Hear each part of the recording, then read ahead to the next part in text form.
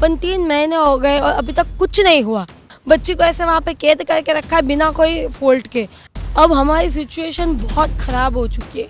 हम लोग मानसिक तौर से भी भाई बहुत थक चुके हैं, लेकिन जब तक मुझे क्लियर आंसर नहीं मिलेगा, सरकार से मदद नहीं मिलेंगी, मैं यहीं पे रहूँगी।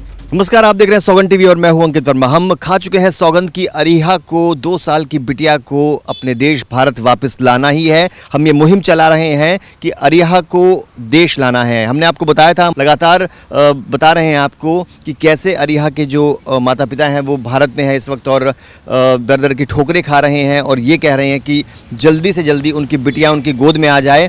जर्मनी में है इस वक्त अरीहा और इन दोनों पर गंभीर आरोप लगाए गए थे जर्मनी के डॉक्टर के द्वारा, और हालांकि उन सभी आरोपों से बरी हो चुके हैं। अब ताज़ा अपडेट ये है कि आपकी आज मीटिंग हुई है। कहाँ गए थे आप लोग अभी? हम लोग विदेश मंत्रालय में गए थे और वहाँ पे अंडर सेक्रेटरी से हमारी मीटिंग हुई। तो सबसे पहले तो हमने उनसे यही कंफर्म किया, क्योंकि बहुत सारी जगह से यही बात आ रही थी कि अरे ये गंभीर आरोप लगे, बच्ची के साथ कुछ गलत हुआ, ऐसे हमें इंडियन अथॉरिटीज़ से पता चल रहा है। तो हमने उनसे कंफर्म किया कि ये वो केस फरवरी 2022 में 1 साल पहले ही बंद हो चुका है। आप कंफर्म कीजिए प्लीज़ कि आपको ये इन्फॉर्मेशन है। तो उन्होंने कंफर्म किया कि नहीं, मिनिस्ट्री में सब अवेयर है कि ऐसा कोई आरोप अभी नहीं है, ऐसा कोई केस नहीं चल रहा है। तो पहले तो हमारी ये बात हुई उनसे। तो आपने डॉक्यूमेंट्स वगैरह सब दिखाया उनको? हाँ, डॉक्यूमेंट्स हम लेके गए थे, डॉक्यूमेंट्स भी दिखाया और उन्होंने बोला हमको ये चीज़ के बारे में अवेयर है। उन्होंने खुद ने ही डेट बोला कि फरवरी 2022 में एक केस बंद हो चुका है, हमको ये चीज़ की जानकारी है। डॉक्टर्स से जब आपने वहाँ के ऑफिशियल से भी बात की थी, जब ये आरोप से बरी हो गए थे, कोर्ट ने आपको क्लीन चिट दे दी थी, उसके बाद भी आपने डॉक्टरों से बात की वहाँ पर, लेकिन कोई कैसे इतना गंभीर आरोप लगा सकता है कि किसी छोटी सी बच्ची के माँ बाप पर? देखिए, वहाँ पे तो हमारे लिए यही है कि कोई माँ बाप पे ऐसे कैसे गंभीर आरोप लगा सकते, पर वहाँ तो ये सब बहुत कॉमन है। ज़्यादातर इमिग्रेंट्स चिल्ड्रंस, बहुत बच्चे जब हॉस्पिटल जाते हैं, तो ये हमारा केस नहीं है, बहुत सारे केसेस है, हॉस्पिटल से लिए जाते हैं, कीटा से लिए जाते हैं, तो बहुत वहाँ पे कॉमन है। क्योंकि हम जैसे माँ बाप को ना भाषा आती है, ना हम बता सकते हैं क्लियरली, क्योंकि भाषा की कम्युनिकेशन की डिफ़िकल्टी है। तो हमने आज यहाँ पे भी उनको यही बताया कि देखिए, हम हमारा केस तो लड़ रहे हैं, लेकिन 5 दिसंबर को डॉक्टर जयशंकर सर ने स्टेटमेंट भी दिया, आप बोल रहे आप कर रहे, देखा, पर 3 महीने हो गए और अभी तक कुछ नहीं हुआ।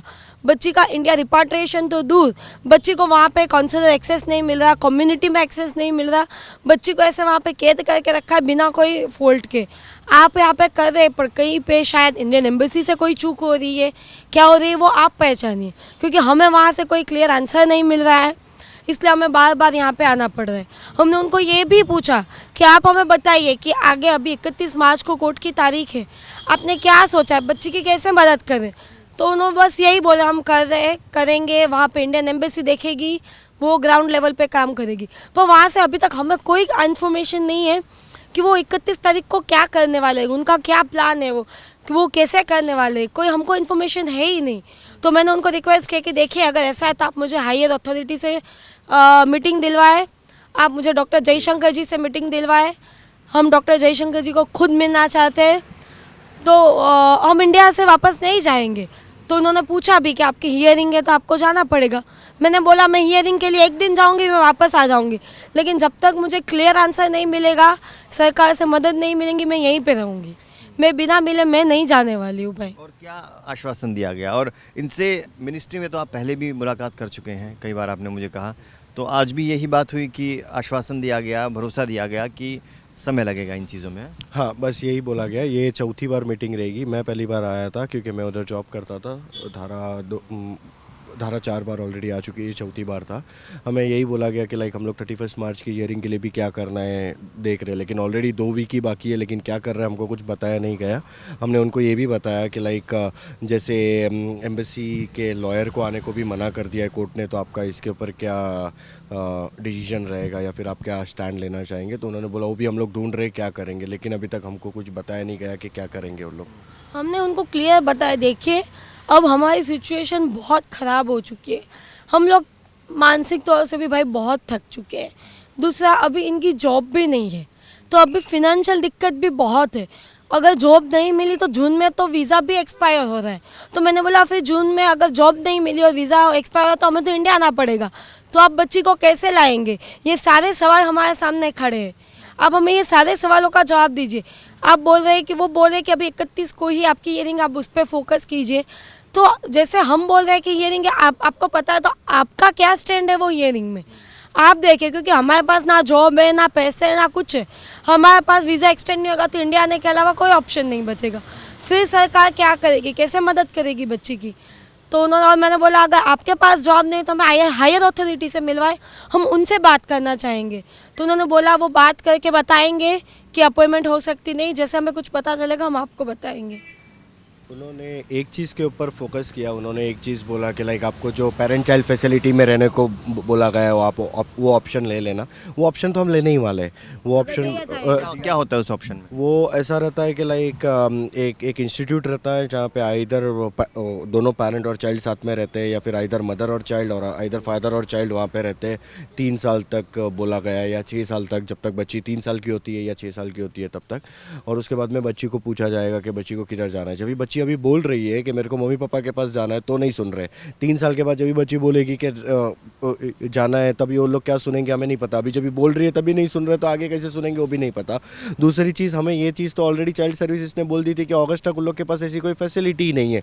मतलब अगर मार्च के बाद ऑर्डर भी आ जाता है तो भी अगस्त तक तो वो लोग रखने ही नहीं वाले। और ऑलरेडी जून तक मेरा वीज़ा एक्सपायर हो रहा है, और जून के बाद हम लोग रहेंगे कैसे? क्योंकि उधर फैसिलिटी में भी रहने के चार्जेस हमको देने पड़ेंगे। तो ये सब चीज़ मैनेज कैसे करने का है वही हमें नहीं पता है। ये सब चीज़ तो कहीं ना कहीं टाला जा रहा है हर तरीके से। आपको हर सवाल के आपका जो जवाब दिया जा रहा है वो कल पर टाला जा रहा है।